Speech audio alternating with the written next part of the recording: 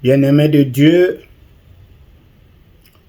demain nous clôturons le temps de Noël avec le baptême de notre Seigneur Jésus-Christ.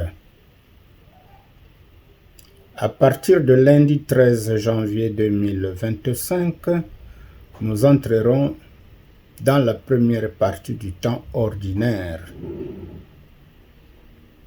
Les semaines du temps ordinaire vont dans sa première partie du lundi, donc après le baptême de Jésus, au mardi gras avant le mercredi des cendres qui ouvre le carême jusqu'à la Pentecôte. Ce temps est caractérisé par la proclamation du royaume des cieux, l'appel des disciples et le choix des 12 apôtres que Jésus enverra ensuite en mission pour prêcher la bonne nouvelle du salut.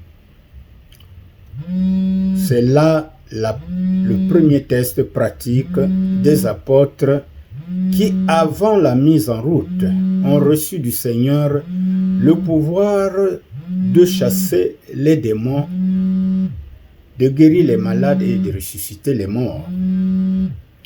L'accent est mis sur les paraboles du royaume pour rendre plus conscient l'auditoire que l'accès dans la vie éternelle nécessite une repentance et une conversion d'attitude et de mentalité. Au centre de l'enseignement de Jésus est le disciple qui, lui, doit être sel de la terre et lumière du monde. Jésus condamne la tradition religieuse juive de l'époque, car celle-ci est rétrograde, puisque incarnée par des bergers que Jésus lui-même qualifie d'hypocrites. Les noces de Cana sont un événement significatif où Jésus a opéré son premier miracle pour montrer sa divinité.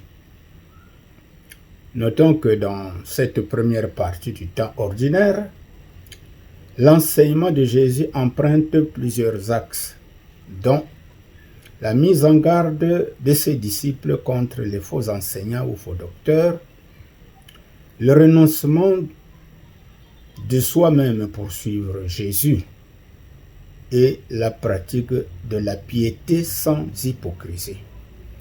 Voilà un peu balisé, si vous voulez, les thématiques de ce premier temps ordinaire de l'année C.